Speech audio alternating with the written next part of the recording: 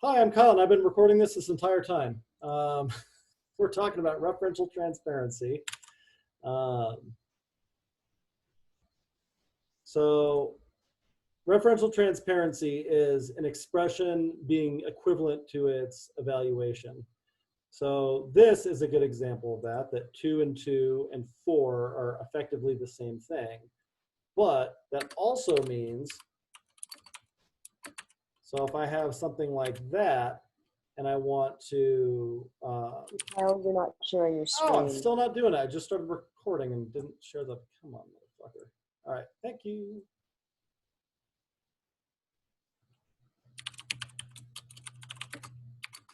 So I had some array.map and I double everything in there. Cool. Well, referential transparency means that some array is this. So those two things become interchangeable. So if you've ever seen somebody do something like this,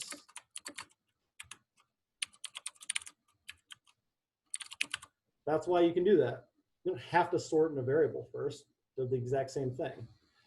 And then like where the real power of this gets unlocked is if we think of function calls as expressions, because they are.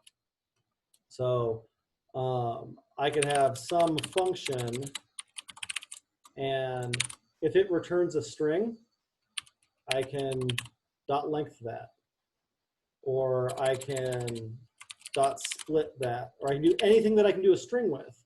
Because if some function returns a string when I invoke it, then that being invoked is exactly like I had put the string there. That's the power of referential transparency. So the other ones we've talked about so far, we talked about big O. Can somebody give the people in the video a reminder of what big O is? You just read your answer that you wrote if you're happy with it.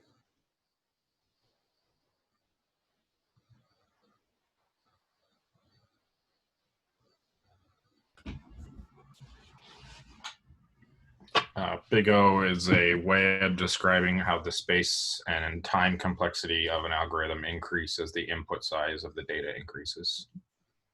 And how? Very well put. Cool. And so we just talked about referential transparency. Let's do 4 pillars of OOP next. So let's do a little bit longer on this one because it's bigger. Let's do 5 minutes on this one. 5 minutes to describe the 4 pillars of OOP in as much detail as you can. Go.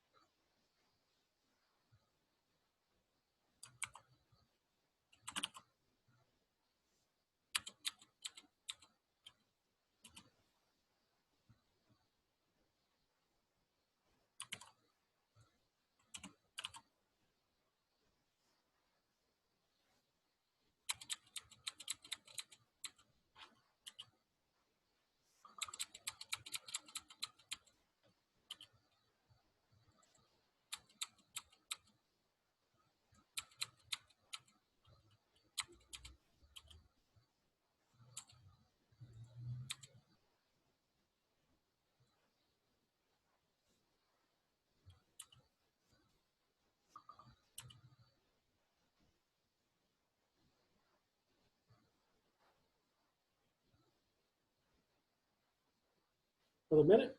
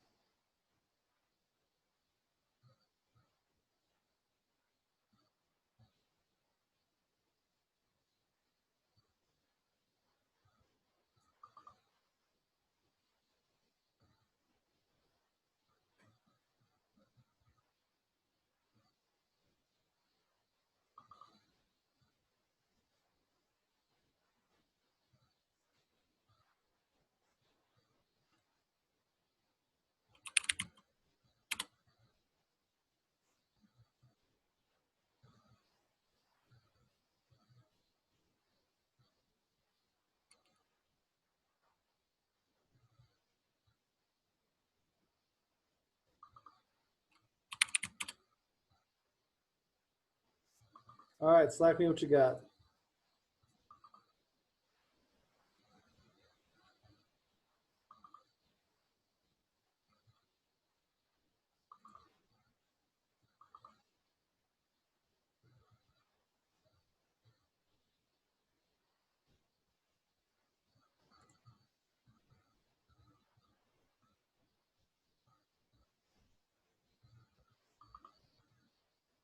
Love this answer.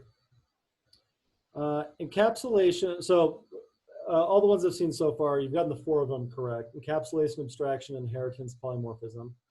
Encapsulation is accomplished when each object maintains a private state inside of a class.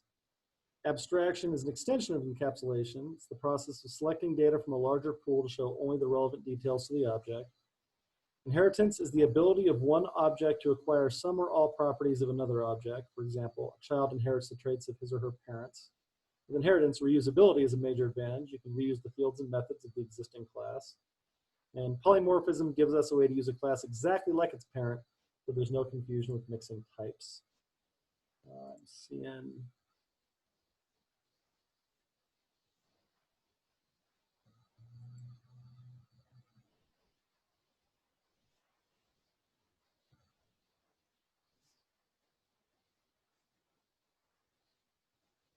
Cool. So let's talk about this a little bit more.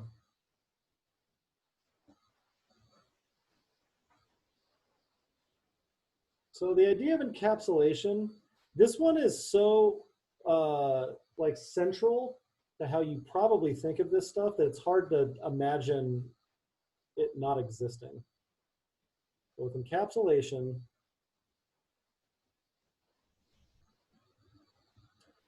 encapsulation effectively means like state and behaviors are bundled together. You're not So sharing. the state and the things that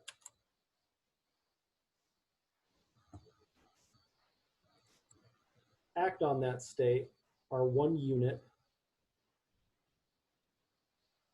And you access state through behavior.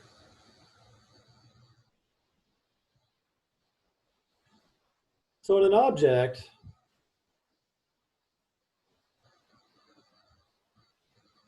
so this is Bixby, who is a dog.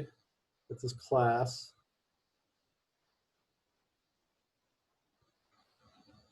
And he has a name, an age, and a breed. We say they're his state because those things can change. You get older, and so like your age updates. You can change your name. We're like, oh, psych, we thought he was this breed, but he's actually a different one. So like, we can read those things, we can change them.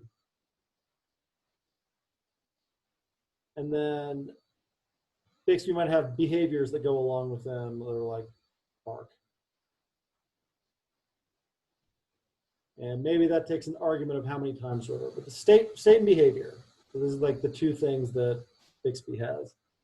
The second part is I can't just see Bixby's state. I can call a behavior, I can call a method that tells me his state, but I can't otherwise do it directly. So like in Ruby, when we do Bixby.name, we're not reading a property or something like we are in JavaScript. This is a huge difference. It's the same syntax, very different meaning. In Ruby, when we did Bixby.name, we're really doing Bixby.name parentheses. We're invoking a method, and that method is returning that state to us. We can't see the state directly. In JavaScript, JavaScript does not give a shit. JavaScript doesn't really have encapsulation in the same kind of way. If we do some object dot some property, we just see the property directly. Two different kinds of things. Questions about encapsulation?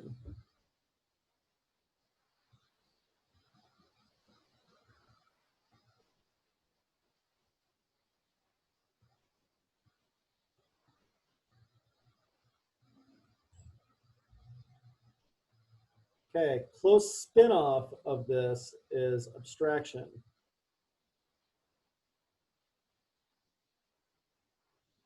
So there's a few different ways you can think of this, but like probably like your easiest way to like dive into abstraction is it's similar to this referential transparency idea where I can call a method on an object. Well, let's say that returns another object. I can call a method on that. And if that, calling that method returns another object, I can call a method on that. And so what you end up with is like Bixby dot owner dot name.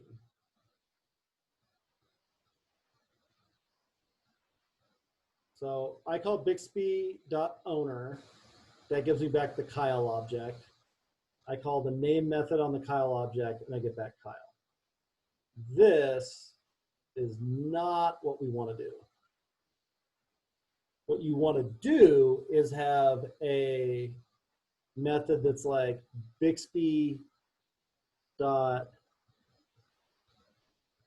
owner name that does this under the hood, returns like self.owner.name. Why? Why would I care about such a thing? So you can reuse it for other instances? Yep. Helps reusability. That's not all though.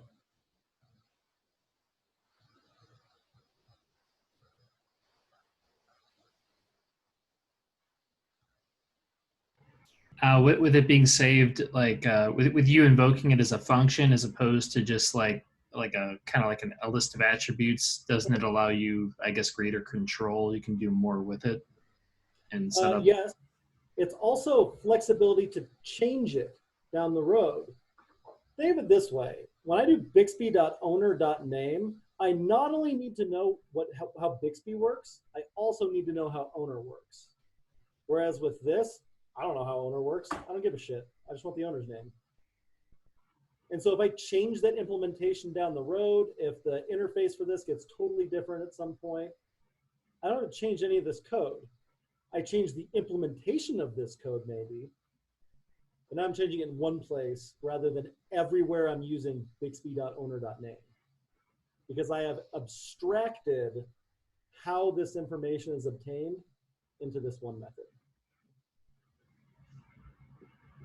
That's what abstraction is. Other questions about abstraction? It's the hardest of the four, I think, to draw. Maybe polymorphism is harder.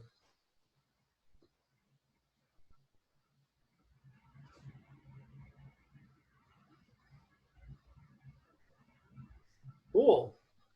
Inheritance, I think that's maybe the easiest one. So with inheritance, if my parent has something, I have that too.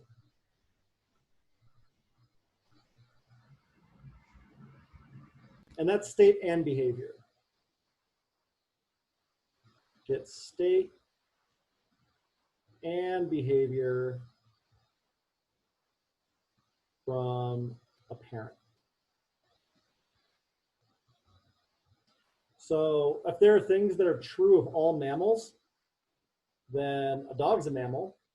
So I can say dog extends mammal, and now I get all of the methods and whatever else, gestation period, like things that are specific to mammals. Dog just gets that because the dog's a mammal. Questions about inheritance?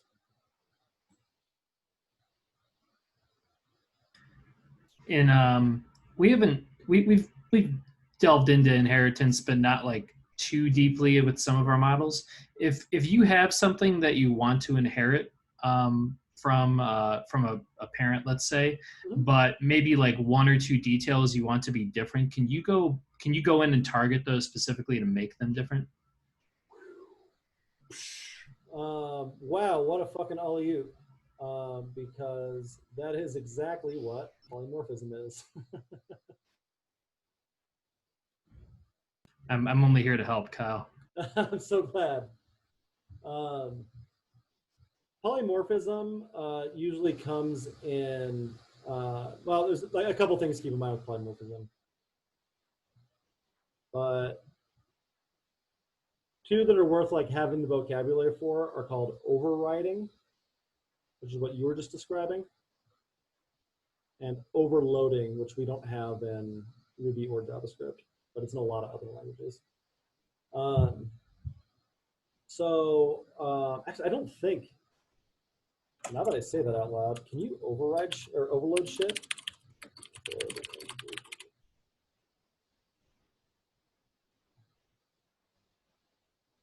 Okay, that's what I thought. not going crazy. So override is exactly what you're saying. There are like corner cases on mammals where like, nah, it's a weird thing. It doesn't have fur, it doesn't give live birth. I don't know, something like that. It doesn't breastfeed. You can take any property or any method and make your own definition for it. That's called overriding. Overloading, similar kind of idea. It happens in Java all over the place. Overloading is a method that has the same name but a different signature. So imagine a method that takes in no arguments, and that same method that takes in a string, and that same method that takes in a number. And imagine you could make completely separate method definitions for each of those. And then depending on which one of those you pass in, that's the one that gets called. That's called overloading. So it's common if you have defaults. If you don't call with anything, do this one that's got a default in it. If you pass in a string, okay, well, that's a completely different one. Use this. If you pass in a string and a number, then I want you to do it with this string however many times got passed in. But they all have the same method name. That's overloading. Both of those are examples of polymorphism. So like maybe a parent has like maybe there's a function for the parent where like the number is a constant, so there's no argument, but then like for the child, it'll be a specific number every time that maybe comes from somewhere else, so there'll be a number passed in, and you'll have to just take that function, redefine it in the new model, the child model. So that's overriding. If all of those were in the exact same class, that's overloading. Giving the same method more than one definition based on arguments that you pass in. Oh, okay. So even the parent could also have like several methods that are the exact same name, but might have, okay. Correct. Does that kind of tie in with like I don't know, I've only done it a couple times, but like kind of like in some functions, how you can pass in like asterisk arguments, like for like a variable number of arguments. Yeah, so now imagine that if you pass in a fixed number of arguments, it has one method body, and if you pass in a variable number of arguments, it has a completely different method body. That's overloading. Okay, so there might be like some if-else logic in there or something else. Yeah, exactly. It could be, they could be completely different, but they have the same name. So overloading is it takes place within one class or one model. Okay. Or it might be the same name as something from a parent class that you inherited from, but you gave it a different signature, so you can come up with a completely different method body, but you didn't lose the old one. How would you define signature? A signature is two things. A signature is the parameters that you pass into something, and it's technically the return value also.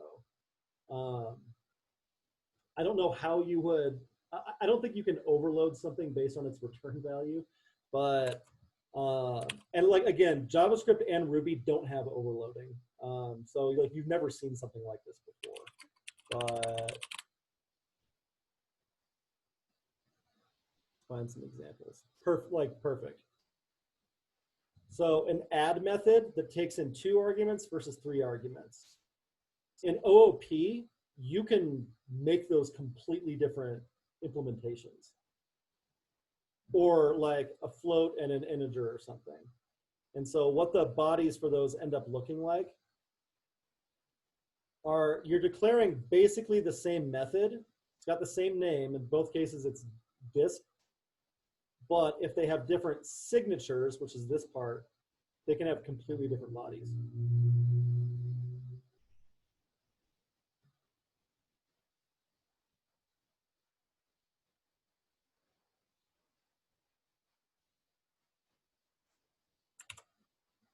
Other questions about polymorphism?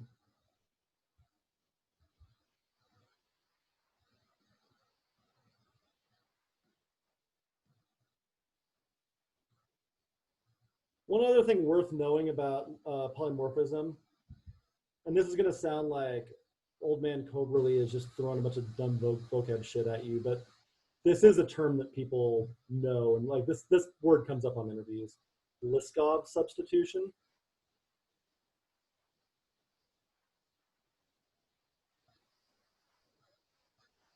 The idea here is if I have something that needs a dog, I can pass in a collie and it'll still work.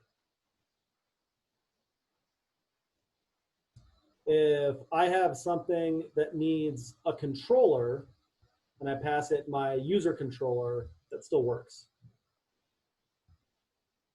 If I have something that needs a user and I pass in an admin user instance, that still works.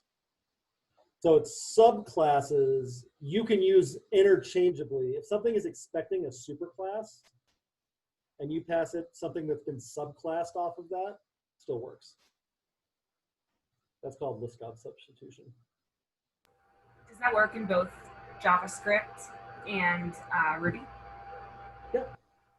Well, I mean, asterisks with JavaScript, because JavaScript's not an OOP language. Like the OOP shit is like smoke and mirrors. You just got kind of bolted on a couple of years ago. So it probably works, but like you're sort of pushing the OOP metaphor pretty hard. It absolutely works in Ruby. Do you need to set it up to do that, or it just automatically does it? You need to code in a manner that's compatible with that. It's not like a flag that you turn on or anything. You can violate Liskov substitution by like writing your code poorly. But as a principle, like, so this is the L in solid, which you may have seen before, which is like 5 good coding practices. Single responsibility principle, open close principle, Liskov substitution, I always forget the I, and dependency inversion. So it's a coding practice. So you should code. If you're saying you're expecting a dog, but you're actually expecting a collie, that's bad coding.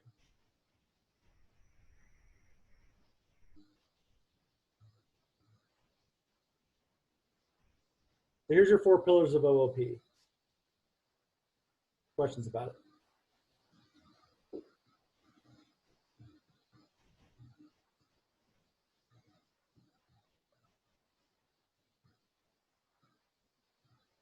Can you maybe touch on state versus behavior again, real quick? Absolutely. So state and behavior, especially in OOP like Ruby, this is really simple. State is properties, behavior is methods. Those are synonyms. More abstractly, we think of state as things that could change. So this glass is empty right now. I could fill it up. So its state could go from empty to full. Its behavior would be something like drink. That's the same. Like there's nothing to change about that. But that action changes the state. It doesn't have to change the state. I could also say like examine, and it tells me whether or not it's full, because I can't observe the state directly. But if I have a like glass.look method, it can return whether or not the glass is full. I can also have like Since it's a method, that's a behavior. What was that? And since it's a method, that's a behavior. Correct. I could have a throw method or throw behavior that changes the state from broken equals false to broken equals true. State is something is, what something is. Behavior is what something can do. And we're like, that gets a little bit more abstract and wonky, is what something can do can include changing its state or looking at its state.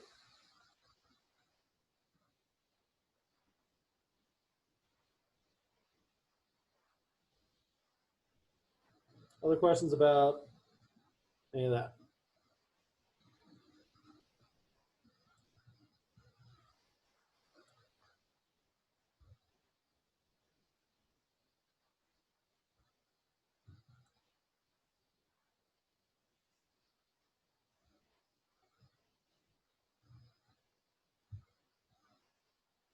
All right, let's do one more. Let's do semantic difference between put and patch. This one's a quick one.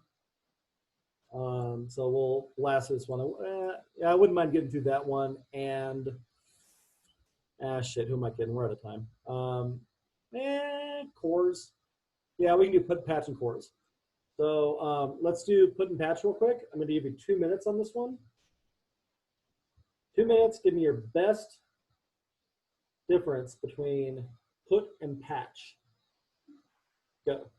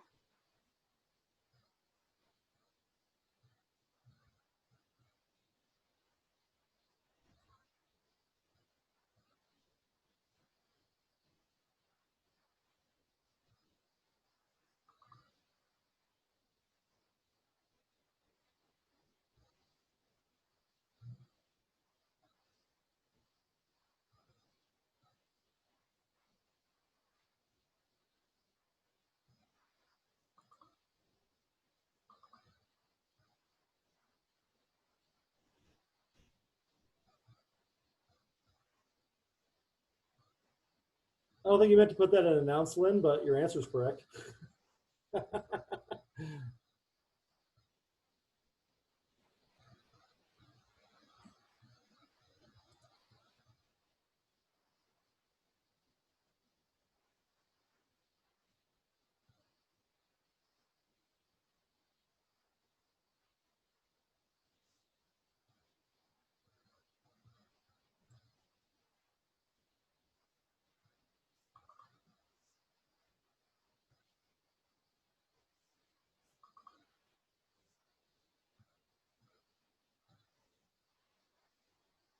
Oh, Jen used my favorite vocab word.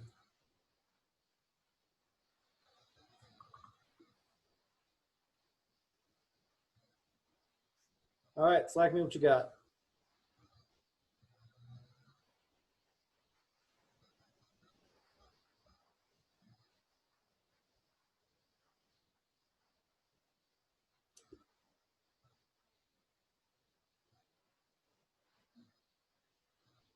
Cool. Everybody got it. So the patch is technically a partial update. Put is a complete replacement of the thing. In practice, people use them basically interchangeably. All right, I lied. We're not talking about cores, but we are going to talk a little bit more about REST, which is the philosophy that this is from.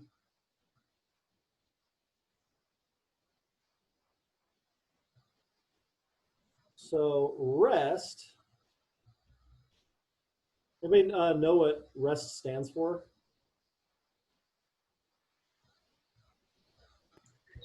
Representational state transfer. Thank you. That's exactly what it is. So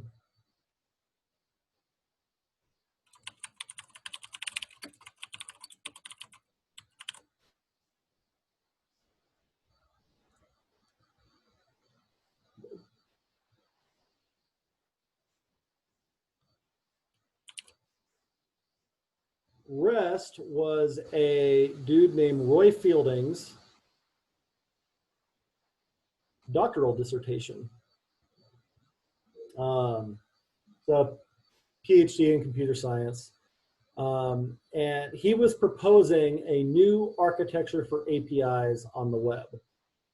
So before this, before REST, the way that you accessed APIs, there's a couple different mechanisms. The most popular one was called SOAP, just Simple Object Access Protocol. It was anything but simple. It's a fucking nightmare. Basically, every single API was implemented completely differently. And so you would make post requests, or just, it could be any method. There was no like real logic to them.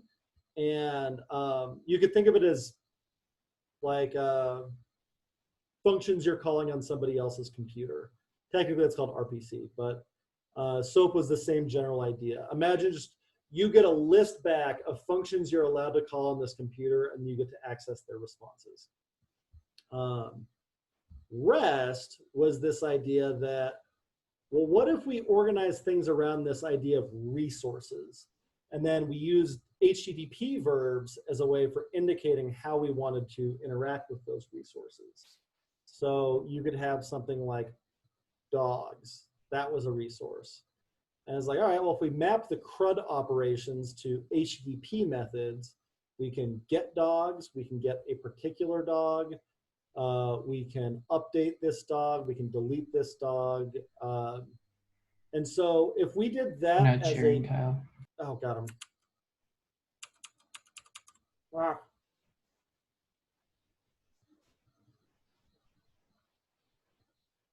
So I can do all these CRUD actions on this dog, but if I'm doing this based off of this RESTful principle, if I have a dog API and you have a dog API and Lynn has a dog API, it would kind of be the same thing with all of it. That was not the case until this dude wrote this dissertation. This ended up being wildly influential, and to this day, this is the most common way to structure your API, is you come up with these resources or nouns, and then you follow, this thing is plural, and it follows a very conventional or uniform, that's one of the principles of REST, interface for accessing this stuff. And so you don't have to look at the docs for a lot of these things. You can make a pretty good guess at what the API endpoints are. That's wild. Like, that didn't exist until somebody told us it should.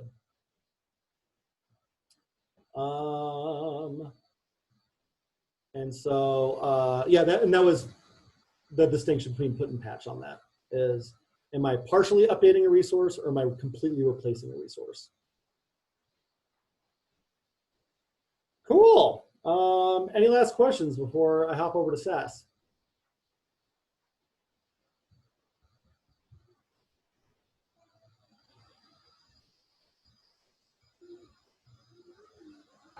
Is put or patch like faster than the other if you're doing it with a lot of records? No, in fact, like before REST, there's like a pretty real possibility of like the other HTTP verbs like mostly dying, because there's no difference between them. you could update something with a delete method, or it's literally just a label on it. Doesn't make any difference. And they were pretty much abandoned until Roy Fielding was like, yo, what if has anybody looked in this box before? Because this seems really handy. Why aren't we doing this?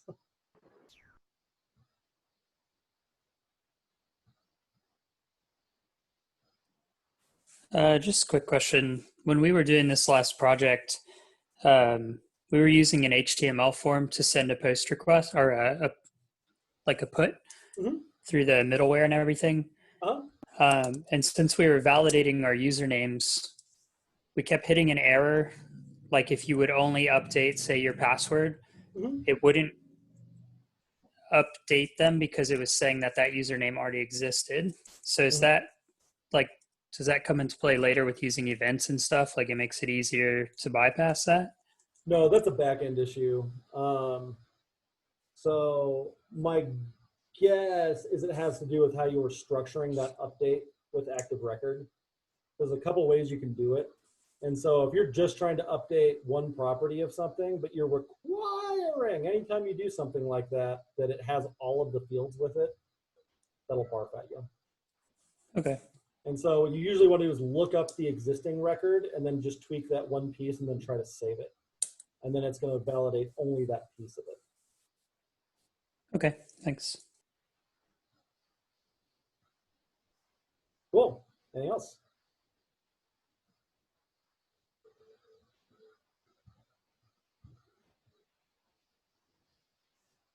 All right, I'm doing SAS in 0 minutes. So anyone wants to hang out with me, I'm going to close this one. Post link in a sec.